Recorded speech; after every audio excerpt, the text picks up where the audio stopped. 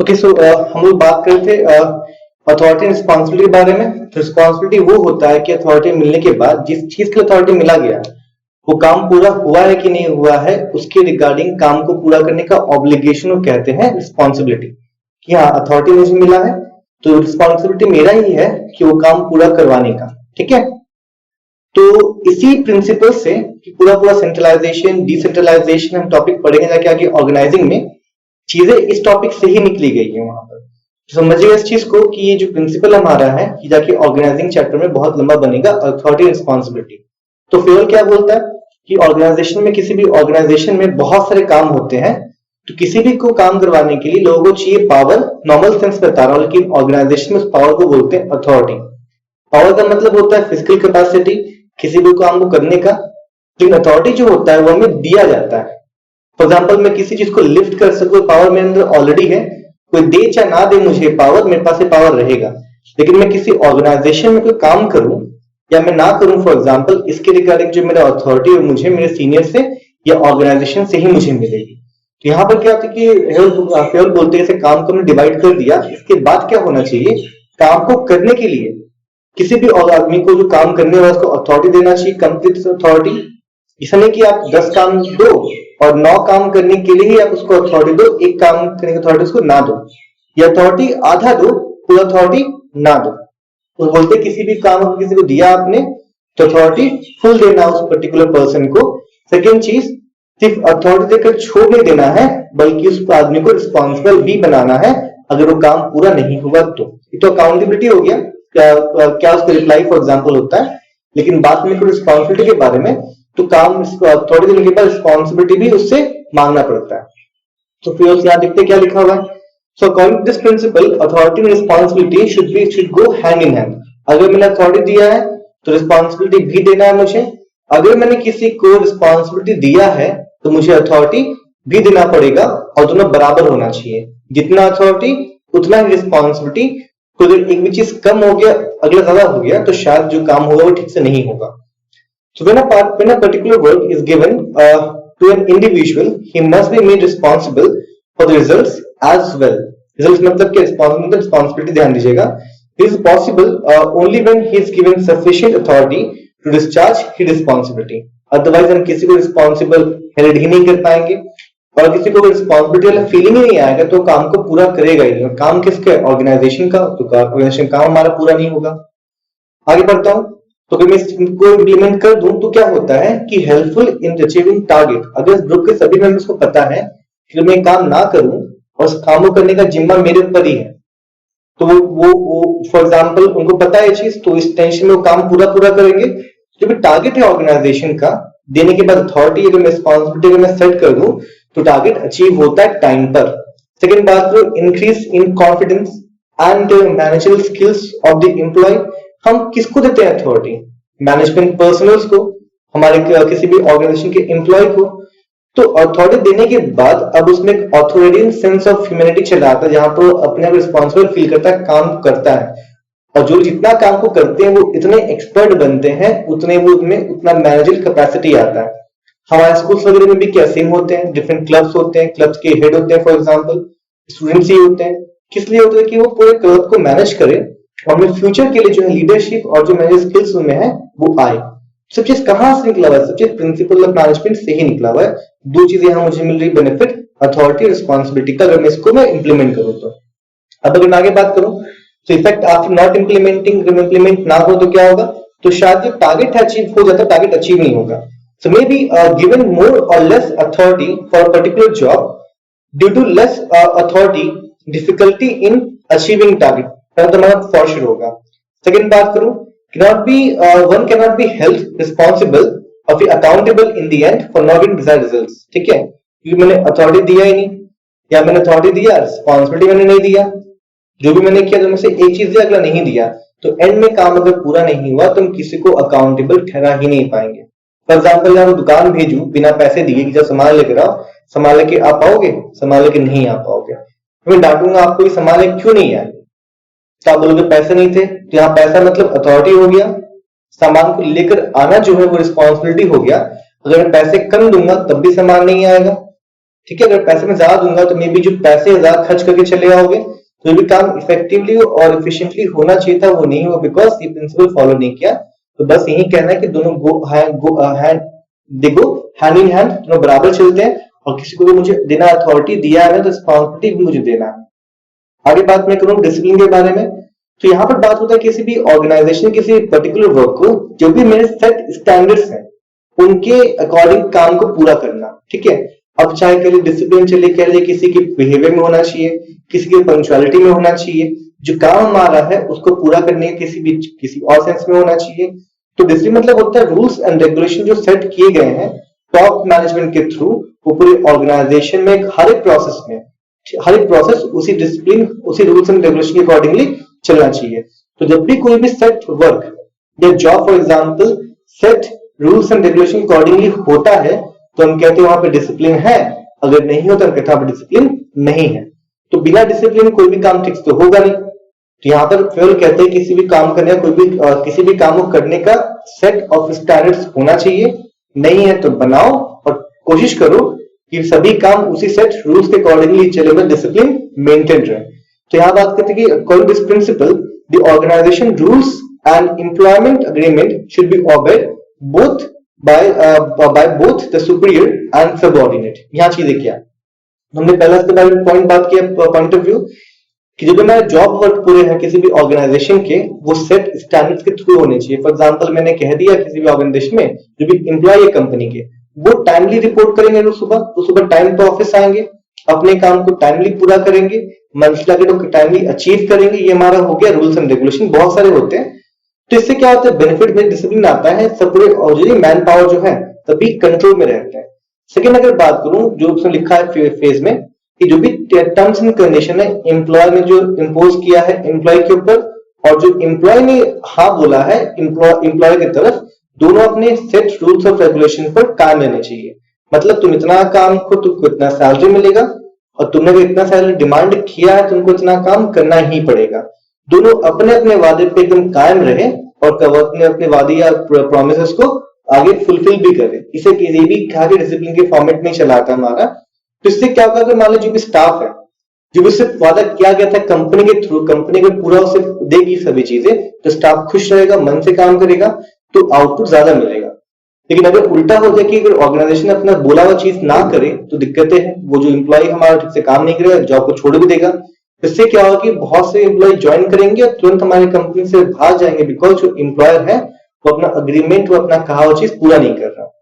Second चीज लेके चलते हैं, अगर मान लीजिए एम्प्लॉइज जो है जो स्टाफ हमारे हैं अगर वो चीजें को पूरा ना फुलफिल ना करे तो क्या होगा, एक रॉन्ग मैसेज जाएगा सोसाइटी में कि जो एम्प्लॉइज वहां के जो स्टाफ वो अच्छे नहीं है। फॉर एग्जाम्पल यहाँ पर जो कंपनी होगी वो डाउटफुल हो जाएगी, डे प्रोसेस हमारा क्या और डिफिकल्ट हो जाएगा उनको हायरिंग करने का। तो यहाँ बात की चलिए पढ़ते क्या लिखा है। So according to this principle, the organization rules and employment agreement should be obeyed by both superior and subordinate। जो भी सुपीरियर यानी कि एम्प्लॉयर ने जो बोला है कि मैं तुमको सब चीज दूंगा, देना पड़ेगा, देना चाहिए उसे पूरा पूरा, और जो भी सबऑर्डिनेट जो स्टाफ ने कहा है कि हम ये सब काम करेंगे पूरा पूरा, उसको पूरा काम करना भी चाहिए, which are necessary for successful working. वहां पे और हो गया टाइपिंग मिस्टेक है फॉर द ऑर्गेनाइजेशन। तो इफेक्ट आफ्टर इम्प्लीमेंटिंग क्या है, a disciplined organization with a better reputation। तो दोनों अपने अपने एग्रीमेंट फुलफिल करेंगे तो मार्केट में दोनों के बारे में यानी कि एम्प्लॉयज के बारे में भी और ऑर्गेनाइजेशन के बारे में भी अच्छा इमेज जाए कि दोनों अपने टर्म्स एंड कंडीशन को फुलफिल करते हैं। अगर मैं आगे बात करूं बेटर लेबर मैनेजमेंट रिलेशन, जब दोनों अपने अपने कामों को फुलफिल करेंगे तो किसी भी के मन में कंफ्यूजन या डिससेटिस्फैक्शन नहीं आएगा और जो लेबर रिलेशन है ऑर्गेनाइजेशन का वो भी पीसफुली मेंटेन होगा। सेकेंड अगर बात करूं इफेक्ट आफ्टर नॉट इम्प्लीमेंटिंग, तो यहाँ क्या लिखा है, यहाँ लिखा है डिक्रीज और decline in organisations reputation, just उसका उल्टा N atmosphere of doubt and suspicion. क्या पता मैं ज्वाइन करूं मुझे कंपनी दे ना दे, क्या पता मैं इसके लिए अपना प्रोडक्शन आउटपुट करूं मुझे इंसेंटिव मिले ना मिले, ये चीजें होती हैं, डाउट आती हैं किसी भी एम्प्लॉय के मन में। तो अगर मैं आगे बढ़ूं थर्ड अगर बात करूं मैं फोर्थ प्रिंसिपल के बारे में, तो वो हमारा होता है यूनिटी ऑफ कमांड। तो कमांड का मतलब होता है कि जब भी किसी भी ऑर्गेनाइजेशन में एक चीजें होती हैं कि जो काम है मैनेजमेंट का वो अथॉरिटी और रिस्पॉन्सिबिलिटी और रिलेशन को स्टैब्लिश करना। मतलब तुम में सुपीरियर हो, तुम जो बोलोगे मुझे वैसे वैसे करना है। लेकिन तब क्या हुआ जब दो सुपीरियर बना दे मेरे, दो सुपीरियर, दो बना दे क्लास टीचर। अब जो क्लास दो अलग अलग बन गए, दोनों का अलग अलग पॉइंट ऑफ व्यू है, दोनों का अलग अलग वे ऑफ वर्किंग भी है, और उसका जो वे ऑफ वर्किंग है मानना पड़ेगा उसके जूनियर को। जूनियर एक है, दो मेरे क्या है सुपीरियर हो गए। तब बेसिकली जिसको काम करना है जूनियर को काम ठीक से कर नहीं पाएगा, बिकॉज उसको दो लोग गाइड देंगे, दो लोग सजेशन देंगे, दो लोग कमांड देंगे अलग अलग, दो अलग अलग लोग है ना। तो जो किसको काम करना कंफ्यूज हो जाएगा कि मैं किसकी सुनूं, इसकी या उसकी। फॉर एग्जाम्पल अगर मैं इसका काम कर दूं तो मुझसे पूछेगा तुमने ये काम क्यों नहीं किया, अगर मैं वो काम कर दूं तो वो मुझसे पूछेगा कि तुमने ये काम क्यों नहीं किया। फॉर एग्जाम्पल तो किसको मैं अकाउंटेबल ठहराऊंगा, मैं किसको अकाउंटेबल ठहराऊंगा कि हाँ इसने मुझे बोला तो मैंने ऐसे किया। इस केस में क्या बोलते हैं, फ्यूल की जो भी कमांड देने वाले सुप्रियर वो एक होने चाहिए अपने सबऑर्डिनेट्स के लिए, ठीक है। ताकि जो कमांड मिले जूनियर्स को कहते कि दो चीजें हैं, यहाँ हम जो मेरा सीनियर है उसको हम बोलेंगे सुप्रियर, और जो मेरा जूनियर है उसको बोलेंगे सबऑर्डिनेट, ठीक है। तो सबऑर्डिनेट क्या करेंगे, कैसे करेंगे, वो सिर्फ एक आदमी से कमांड रिसीव करनी चाहिए, मल्टीपल वहां पे उनको कमांड देने वाला नहीं होना चाहिए, वरना कंफ्यूजन होगा, उनके मन में डाउट होगा, उनके एफिशिएंसी में डिक्रीज चला आएगा। तो बस यही चीज है, यहाँ पे पढ़ते क्या लिखा हुआ है। So according to this principle, an individual employee should receive orders from only one superior at a time and he should be answerable only to that superior only। 10 लोग नहीं होने चाहिए, बस एक ही चीज होना चाहिए, कंफ्यूजन कम होता है। आगे बात को मुझे इफेक्ट क्या मिलेगा इम्प्लीमेंटेशन के बाद, नो सिचुएशन ऑफ कंफ्यूजन, किसके मन में, उस सबऑर्डिनेट के मन में कि भाई किसको रिपोर्ट करना है, किसका सुनना है। आगे efficiency of both subordinate and superior will increase, क्योंकि सब वर्ड कितना परफॉर्म करते हैं उस पर डिपेंड करता है कि कितना परफॉर्मेंस लाया जा रहा है, करवाया जा रहा है सुपीरियर के पॉइंट ऑफ व्यू से। तो उनका बढ़ेगा एफिशिएंसी, सुपीरियर का भी बढ़ेगा एफिशिएंसी कह सकते हैं। आगे बात करते हैं एटमॉस्फेयर ऑफ कोऑर्डिनेलिटी, जहां दोनों ठीक से मैनेज है, जहां दोनों सुपीरियर और सबऑर्डिनेशन दोनों के बीच में नॉर्मल मेंटेन्ड है, दोनों ही काम करें ऑर्गेनाइजेशन के लिए अपने फुल एफिशिएंसी के थ्रू। अगर मैं इंप्लीमेंट ना हो, ठीक इसका उल्टा होगा, सिचुएशन ऑफ कंफ्यूजन तुम्हारा होगा, reduction in the efficiency of both superior and subordinate, difficulty in fixing accountability, कि भाई इस अगर मैंने सुपीरियर नहीं किया तो क्यों नहीं किया बताओ, उसने बोलेगा मुझे उसने कहा था लेकिन सुपीरियर तो मैं तुम्हारा, तुमने ऐसे क्यों नहीं किया, तो वहां पे अकाउंटेबिलिटी जो है फिक्स करने में डिफिकल्टी आएगा। अब अगर मैं बात करूं फिफ्थ हमारे प्रिंसिपल के बारे में, तो मुझे वहां पे क्या मिलता है, यूनिटी ऑफ डायरेक्शन। तो कमांड को डायरेक्शन के साथ कंफ्यूज नहीं करना है, अलग अलग लेके चलना है, ठीक है। डायरेक्शन किसी भी ग्रुप का होता है, कमांड ग्रुप के अंदर सिंगल सिंगल होते हैं, लेकिन डायरेक्शन जो होता है वो किसी भी ऑर्गेनाइजेशन का जो होता है वो एक मेन मोटो होता है।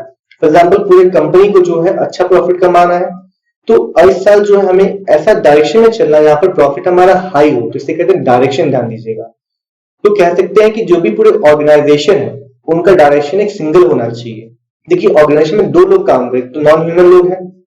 नॉन ह्यूमन का मतलब भी क्या, जो मेरे ऑर्गेनाइजेशन जो आर्टिफिशियल में स्ट्रक्चर हो गया, एक तो मेरे ह्यूमन हो गए जो एम्प्लॉयज वहां के, सबका अपना अपना ऑब्जेक्टिव हो सकता है। तो किसी भी ऑर्गेनाइजेशन के बेटरमेंट के लिए सजेशन दिया था, हेनरी फॉर्ड सजेशन दिया है कि वो जो डायरेक्शन है वो सिंगल होना चाहिए, और जो ऑर्गेनाइजेशन जो ऑब्जेक्टिव वो सबसे ऊपर होना चाहिए, किसी भी इंडिविजुअल किसी भी एम्प्लॉय के पर्सनल इंटरेस्ट से, तभी जाके जो ऑर्गेनाइजेशन है वो बहुत लॉन्ग रन चलेगी और जो भी उसके ऑब्जेक्टिव के फुलफिल होंगे। सो हमेशा ये ध्यान दीजिएगा, किसी भी ऑर्गेनाइजेशन को ध्यान देना कि जो उसका पूरे ऑर्गेनाइजेशन का जो ऑब्जेक्टिव है वो ऊपर रहे हमेशा इंडिविजुअल ऑब्जेक्टिव से। तो मैं इसको लेके बात करूं, मुझे लिखा गया है कि unity of direction means that there should be one head for one plan for group of activities having same objective. तो पूरे ऑर्गेनाइजेशन का एक हेड होना चाहिए, किसी भी एक डिपार्टमेंट का सिर्फ एक हेड होना चाहिए, और सभी के जो ऑब्जेक्टिव डायरेक्शन होना चाहिए वो सभी सिमिलर या सेम होने चाहिए। क्यों, सभी एक ही डायरेक्शन को फॉलो कर रहे हैं, तो पूरा ऑर्गेनाइजेशन एक ही डायरेक्शन में मूव करेगा। आगे, so Fayol feels that efficient running of an organization, the unity of direction is important। कि फॉर एग्जांपल जो सबसे टॉप मैनेजर जो है पूरा ऑर्गेनाइजेशन का, उसका सोच क्या है, वो क्या चाहता है, वो होना चाहिए सबसे अच्छा चीज कि पूरे ऑर्गेनाइजेशन को लेके आगे वैसे बढ़े। अगर अलग अलग मैनेजर्स अलग अलग लेके चलेंगे ऑब्जेक्टिव, तो पूरा ऑर्गेनाइजेशन कहीं भी नहीं पहुंच पाएगा। Without any odd direction, without वहां पे टाइपिंग एरर है, without unity of direction, unity of action and coordination of efforts are not possible। Effect after implementing क्या होता है देखिए, so benefit of specialization due to superiors association। जहां पर अब जो सुपीरियर हमारे हैं उसे मिलकर काम करें, बिकॉज उनको पूरे ऑर्गेनाइजेशन का ऑब्जेक्टिव पूरा करना है। ठीक है, आगे बात करूं, increase in efficiency of organization is in achieving objective, एक ही डायरेक्शन है, एक ही तरफ हम मूव कर रहे हैं। आगे बात करूं इफेक्ट ऑफ नॉट इंप्लीमेंटिंग, जिसका उल्टा होने वाला है कि no advantage of specialisation, difficulty in achieving objective. अब आगे बात करते हैं, जो अगला प्रिंसिपल ऑफ मैनेजमेंट हमारा है वो subordination of individual interest to general interest. देखिए यहाँ पे इंडिविजुअल कौन है, यहाँ पे इंडिविजुअल तुम्हारा ऑर्गेनाइजेशन है, तो जो भी ऑर्गेनाइजेशन का ऑब्जेक्टिव है वो ऑब्जेक्टिव बन जाना चाहिए उस ऑर्गेनाइजेशन के एम्प्लॉयज का भी, जितने भी वहां पे काम कर रहे हैं सबके दिमाग में वही होना चाहिए। तो अगर ऑर्गेनाइजेशन का मोटो इस साल है कि हाई प्रॉफिट चाहिए, तो सभी एम्प्लॉयज के मन में भी क्या इस साल जो है कंपनी को हाई प्रॉफिट करवाना का मतलब होता है कि इंडिविजुअल इंटरेस्ट को बनाना है पूरे कंपनी का नॉर्मल या जनरल इंटरेस्ट। ये इंडिविजुअल किसी पर्सन का मन नहीं है, यहाँ पे ऐसा इंडिविजुअल जो है यहाँ पे ऑर्गेनाइजेशन को रेफर किया गया है कि उसका ऑब्जेक्टिव पूरे ऑर्गेनाइजेशन का ऑब्जेक्टिव होना चाहिए। So according to this principle, the interest of an organisation should take priority over individual interest of the employee. Constant supervision is necessary to prevent promotion of personal interest at the cost of the organization. देखिए किसी भी organisation में बहुत लोग काम करते हैं, तो काम करते करते चाहते हैं कि हमारा पर्सनल ऑब्जेक्टिव पूरा हो जाए, तो ऐसा नहीं होना चाहिए, बल्कि जो ऑर्गेनाइजेशन है उसका ऑब्जेक्टिव पूरा होना चाहिए। इस बेनिफिट भी है, जब उसका ऑब्जेक्टिव पूरा होगा तो ऑर्गेनाइजेशन पर्सनल ऑब्जेक्टिव भी आपका पूरा करेगा, आपका वहां पे एम्प्लॉय अगर है तो। To achieve this principle, employees must be honest, organisation की तरफ सिंसियर अपने काम को लेकर, लॉयल ऑर्गेनाइजेशन के ऑब्जेक्टिव को पूरा करने के लिए। तो क्या बेनिफिट यहाँ मिलता है इंप्लीमेंटिंग में? So everybody profits in the profit of the company. तो कंपनी हाई प्रॉफिट करना है तो बोनस के रूप में किसको मिलेगा प्रॉफिट? एम्प्लॉयज को मिलेगा। क्या लिखा हुआ है? So organisational objectives are obtained coordination between individual and organisational objective. तो किसी भी ऑर्गेनाइजेशन में बेसिक फैक्ट है कि अगर हम ऑर्गेनाइजेशन के ऑब्जेक्टिव को पूरा नहीं करेंगे तो ऑर्गेनाइजेशन हमारा ऑब्जेक्टिव को पूरा नहीं करेगा। हमारा क्या ऑब्जेक्टिव है? Safe environment, healthy culture for example, high salary for example, good working condition for example. जब तक ऑर्गेनाइजेशन अगर हाई प्रॉफिट नहीं कमाएगा तो हम भी चीज हमको भी ऑर्गेनाइजेशन नहीं देगा। तो effect of not implementing, so hindrance in achieving organizational objectives, lack of coordination between individual and organization objective। तो अगर मैं चलूं अगला फीचर्स के बारे में, अगला मेरे प्रिंसिपल के बारे में, तो सातवां हमारा है वो रेम्यूनरेशन। तो रेम्यूनरेशन बहुत ही होता है इंपॉर्टेंट एलिमेंट किसी भी ऑर्गेनाइजेशन के लिए। क्यों? वहां पे लोग काम कर रहे हैं, काम तो लोगों से हो रहा है ना, तो काम करने के लिए हम पे करते हैं लोगों को वेजेस। तो अगर ये वेजेस ही हम ठीक से नहीं पे करेंगे तो हमारे लिए काम नहीं करेंगे। तो बस एक सिंगल लाइन है कि fair remuneration for a particular job. ठीक है, तो यहाँ पे क्या लिखा है? According to this principle, the employee should be paid fair remuneration which should then at least a reasonable kind of living. We should give होगा यहाँ पे टाइपिंग एरर है। We should give them at least a reasonable standard of living। आप किसी से बहुत काम करवा लो, सैलरी बहुत ही कम दो, तो ये दिक्कत है, ज्यादा तक काम नहीं करेगा, काम करेगा तो ठीक से हम लोग को ऑर्गेनाइजेशन को बेनिफिट नहीं पहुंचाएगा। इसे बोलते हैं fair remuneration. It must reward effort so as to motivate high productivity, कि सैलरी इतना होना चाहिए किसी को लगे कि मैं कंपनी के लिए और काम करूं, मैं ऑर्गेनाइजेशन के लिए और काम करूं फॉर एग्जाम्पल। तो क्या होता है कि इंप्लीमेंट करने के बाद क्या होता है कि increase in encouragement and satisfaction of the employee. अगर मैं सैलरी हाई दूं, मैं रेम्यूनरेशन अच्छा दूं, फॉर एग्जाम्पल रिजनेबल दूं, तो एम्प्लॉय के मोरल में, सेटिस्फैक्शन में इंक्रीमेंट होता है, इससे बेनिफिट मिलता है ऑर्गेनाइजेशन को ही। Development of spirit and dedication employ की तरफ। आगे बात करूं decline in labour turnover ratio. Labour turnover ratio मतलब क्या होता है कि साल भर में कितने एम्प्लॉय छोड़कर गए मेरे कंपनी को, उसको कहते हैं labour turnover ratio, simple word में कह सकते हैं। तो अगर कम छोड़ जाएंगे तो कम लेबर टर्नओवर रेशियो होगा, ये समझिए, ये अच्छा हमारे लेबर टर्नओवर रेशियो कम हमारा अच्छा हमारे लिए। आगे बात करूं effect of not implementing, decline in encouragement and satisfaction of the employees, increase in labour turnover ratio. दो चीजें हमारी होती हैं। आगे बढ़ते चलिए, आठवां हमारा जो प्रिंसिपल है वो है सेंट्रलाइजेशन एंड डिसेंट्रलाइजेशन। तो किसी भी ऑर्गेनाइजेशन में जब हम नहीं बात करते अथॉरिटी के बारे में काम करने के लिए, तो कुछ तो काम ऐसे होते हैं जो सुपीरियर्स के हाथों नहीं होने चाहिए, उनको लोगों को नहीं देना चाहिए, और कुछ ऐसे काम होते हैं जो लोगों को देना चाहिए, सुपीरियर को अपने हाथों में इन चीजों को रख के फायदा नहीं है। फॉर एग्जाम्पल कि झाड़ू पोछा ऑफिस में कैसा लग रहा है, कौन सी लाइटिंग खराब है, इसका हिसाब किताब भी टॉप मैनेजमेंट रखने लगे तो बाकी काम वो कब करेगा। तो यही कहा गया इसमें कि जो काम नेसेसरी नहीं है जिनके रिगार्डिंग वो सभी काम को डिसेंट्रलाइज मतलब देना होता है, ठीक है, अलग अलग स्टाफ को दे देना चाहिए ताकि हमारे पास अननेसेसरी लोड कम हो। हम मतलब क्या, टॉप मैनेजमेंट कह रहा हूं, ठीक है। और जो मेन एस्पेक्ट जो हमको करने चाहिए उसमें बहुत ही स्किल्स चाहिए, एक्सपर्टीज चाहिए, वो अपने हाथों में रखना चाहिए सेंट्रलाइज। तो सभी काम नहीं दे देना चाहिए और सभी काम को अपने हाथों में भी रखना नहीं चाहिए, मतलब सेंट्रलाइजेशन और डिसेंट्रलाइजेशन के बीच में एक प्रॉपर बैलेंस होना चाहिए। अननेसेसरी टास्क है जिनको करने की अथॉरिटी है उनको डेलीगेट कर दो स्मॉल स्मॉल मैनेजर्स को, ताकि टॉप मैनेजर्स के उसके पास टाइम बचे मेन कामों करने के लिए। तो बात करते यहाँ पे है क्या, so according to this principle of superior principle, the superior should adopt effective centralisation instead of complete centralisation. मैंने कहा ना कि ऐसा नहीं होना चाहिए कि सब काम मेरे हाथों में करने का चाहिए कि मैं तो सीनियर हूं, सब काम मैं ही करूंगा, झाड़ू पोछा पेंट्री फॉर एग्जांपल साफ हो रहा है कि नहीं हो रहा है, सामान आ रहा है कि नहीं आ रहा, लाइटिंग वाइटिंग सब मैं ही देखूं, नहीं ऐसा नहीं होना चाहिए। इसे कहते हैं कंप्लीट सेंट्रलाइजेशन, रॉन्ग है। इससे क्या होगा कि बर्डन बढ़ जाएगा टॉप मैनेजमेंट के ऊपर। तो जो काम नहीं चाहिए उनको डिसेंट्रलाइज कर दो, उनको दे दो अलग अलग मैनेजर्स को। आगे बात करता हूं। और कंप्लीट डिसेंट्रलाइजेशन भी नहीं होना चाहिए कि चलो प्लानिंग भी मैं नहीं करूंगा, प्लानिंग भी तुम ही लोग करोगे, मैं खाली आऊंगा बैठूंगा चल जाऊंगा, ऐसा भी नहीं होना चाहिए। मैंने फिर से बोल रहा हूं कि सेंट्रलाइजेशन और डिसेंट्रलाइजेशन के बीच में एक प्रॉपर बैलेंस होना चाहिए। तो decentralisation increases the importance of subordinates, क्या उनको काम मिल रहे हैं, उनको चीजें मिल रही है करने के लिए, तो उनके एफिशिएंसी में इंक्रीमेंट हो रहा है। इसलिए होता है कि यहाँ लिखा है कि इंपॉर्टेंस बढ़ता है सबऑर्डिनेट्स का बढ़ता है and centralisation decreases the same. अगर मैं सेंट्रलाइजेशन कर दूं तो उनके हाथों में तो काम करने का पावर ही नहीं है, तो बेकार आएंगे बेकार जाएंगे कम काम करके, तो उनका इंपॉर्टेंस ऑर्गेनाइजेशन के लिए कम होगा। तो किसी भी ऑर्गेनाइजेशन में जो इतना काम करता है वो ऑर्गेनाइजेशन के लिए उतना होता है इंपॉर्टेंट।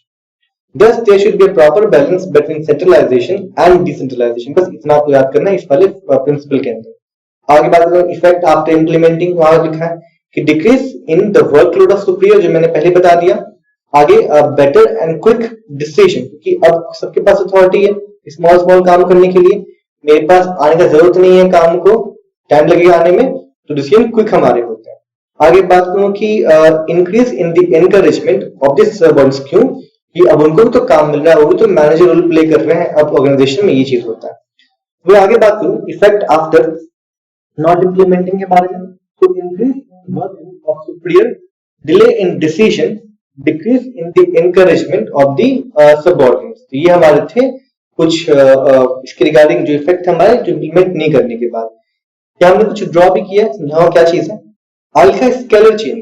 तो स्केलर चेन का मतलब क्या होता है, हम लोग जाके पढ़ेंगे ऑर्गेनाइजेशन में, line organisational, line and staff organisational, functional organisation, ठीक है, ऑब्जेक्टिव या फिर ऑर्गेनाइजेशनल स्ट्रक्चर पढ़ेंगे। तो यहीं से निकला है, वो हम पढ़ेंगे जाके इस पर्टिकुलर चैप्टर में क्या है चीज समझाता हूं। तो किसी भी मैं वो नहीं पढ़ा हम लोगों ने unity of command for example, तो इससे बस समझाया गया इस प्रिंसिपल में किसी भी ऑर्गेनाइजेशन में एक लेयर ऑफ लेवल, एक लेवल हमको स्टैब्लिश करना चाहिए जहां पर top middle lower for example इस तरह के हमको देखने को मिले, जहां पर टॉप दे कमांड मिडिल को, मिडिल कमांड दे लोअर को, और लोअर काम को बताए मिडिल वाले को, और मिडिल बता दे इंफॉर्मेशन अपर वाले को। उसको कहते हैं स्केलर चेन। चेन का मतलब क्या, कड़ी एक से एक जुड़ा हुआ है। इसको स्केलर का बोलने का मतलब क्या है कि एक लैडर फॉर्म कर लेते हैं, और जहां पे टॉप पर बैठे टॉप वाले जिनके पास हायर अथॉरिटी है, हायर एफिशिएंसी है, और सेकंड हमारा जो होता है उनको लेके चलते हैं जिनके पास कम अथॉरिटी है लेकिन वो आगे उनको डेलीगेट कर सकते हैं। तो ये हमारा चीज है, तो दो तीन चीज हमको मिलेगा पढ़ने के लिए। तो बात करते हैं पहले स्केलर चेन के बारे में कि scalar chain means a formal line of authority, ठीक है, which move from highest top से ए से बी, बी से सी। यहां मैंने लिख रखा है, यहां मैंने बना रखा है ए से बी, बी से सी। तो यहां पे टॉप है, बी से जूनियर है, ए से और जूनियर बी से।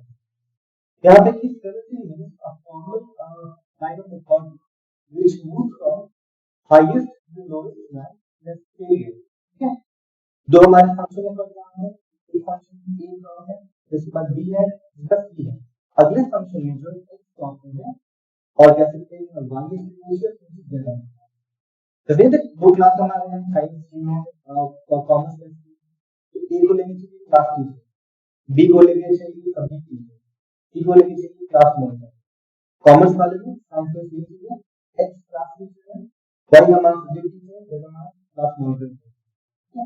Answer so fair opinions that this change must be followed strictly, ये ऐसा ही होना चाहिए। Each communication should move from top to bottom and कोई feedback जो हमारा है bottom to top जाना चाहिए। In a straight line, gang plan क्या पे जरूरी है? Gang plan का मतलब क्या होता है? Gang का मतलब ग्रुप, यहाँ पे लिख चलते, ठीक है, जहाँ पर सेम रैंक वाले अपना ग्रुप बना सकते हैं, अपने में डिस्कशन कर सकते हैं चीजों को, अगर इमरजेंसी में इंप्लीमेंट भी करवा सकते हैं। मान के चलिए कि यहाँ जो बी में दिख रहा हूँ ना, जो बी यहाँ पर है, बी के बराबर में कौन है? भाई, के बराबर में कौन है? Z है। इसमें क्या अलग अलग बी वाई के बराबर है, सी वाई के बराबर है, दोनों एक ही लेवल, दोनों एक ही रैंक, एक ही डिस्कशन से ब्लॉक है। इसके लिए आपस में जान ज्यादा फंक्शन बन का नहीं है और जो के आधार से सी का डिस्कशन में चीजें कर सकता है। ये लाइन लाइन करते हैं क्या? It is an exception. देखिए एक्सेप्शन क्यों बोल रहे हैं? यहाँ पे वर्टिकल टॉप टू बॉटम आ रहा है क्या? नहीं, यहाँ पे हॉरिजॉन्टल मूव कर रहा है, तो बस ये सिंगल एक्सेप्शन है जो कि अच्छा है।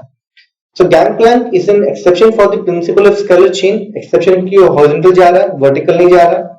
which was established for direct contact with the employee of equal rank। आ गया ना इक्वल रैंक, ए के बराबर x, बी के बराबर y, सी के बराबर z, equal rank in case of emergency to avoid delay in communication.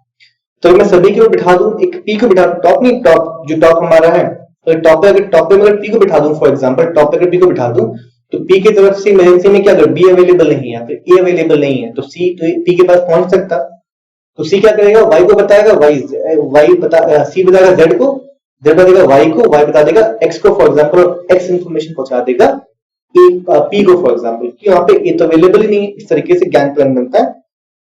आगे बात करते हैं इंप्लीमेंटिंग का इफेक्ट हमारा क्या होता है। So flow of orderly information, better relation, quick solution of problem. अगर मैं इफेक्ट ना इंप्लीमेंट ना करूं उस चीज को, तो क्या होगा? Disorderly flow of information, business in relation, bitterness in relation. ठीक है, आगे बात करते हैं चीजों को लेके।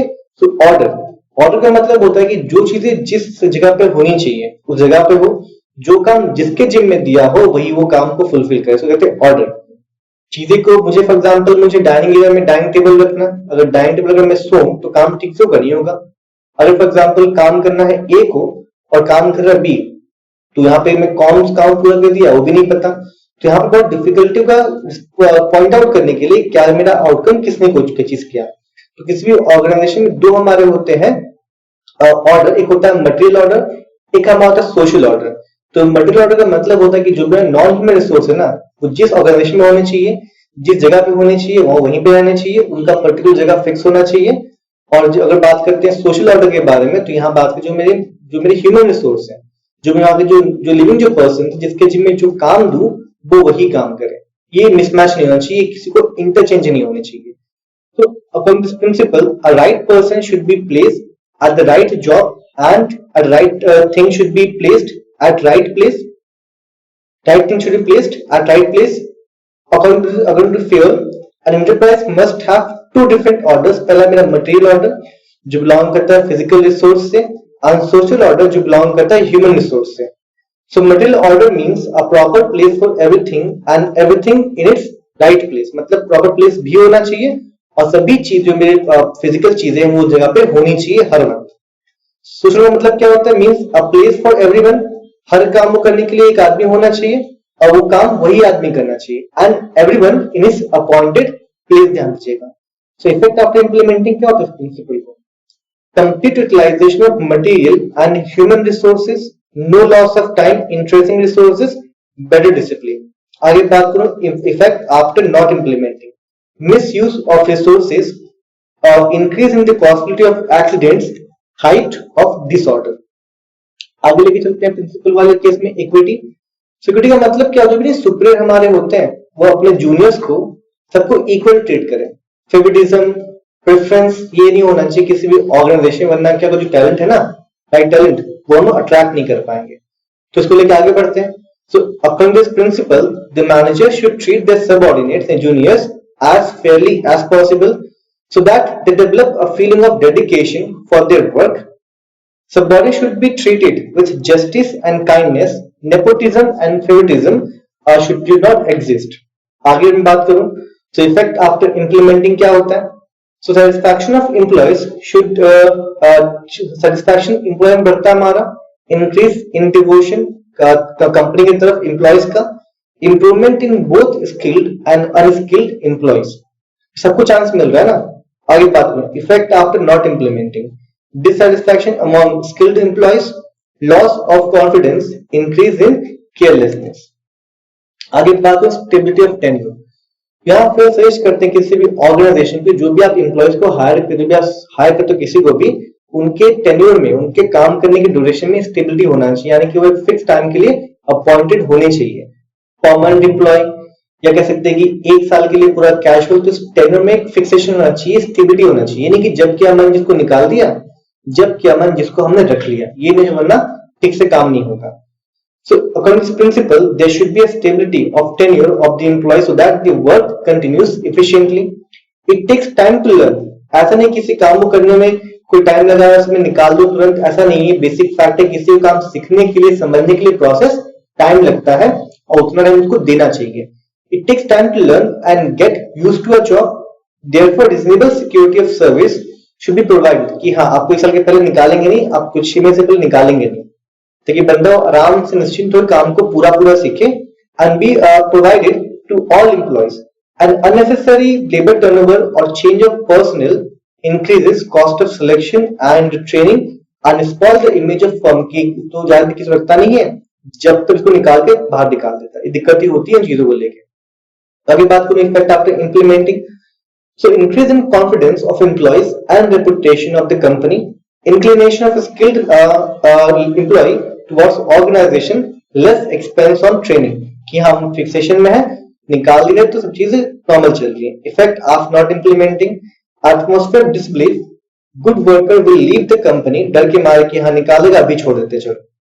Heavy recruitment and training expense. For example लोग आ रहे हैं, जा रहे हैं बहुत हाई अमाउंट में. आगे बात करो इनिशिएटिव के बारे में. तो यहाँ मतलब होता है कि किसी भी काम को करने का होना चाहिए इनिशिएटिव, मतलब ऑब्जेक्टिव माइंड में, और वो objective through motivation, through moral हर वक्त उनको याद दिलाना चाहिए कि नहीं तुम्हें ये काम करना है, तुम्हें ऑब्जेक्टिव फुलफिल करना चाहिए. इनिशिएटिव है फॉर एग्जांपल, तो इस पे रेगुलर चेक भी होना चाहिए. तो according to this principle, employees in the organisation must be given an opportunity in making and executing a plan.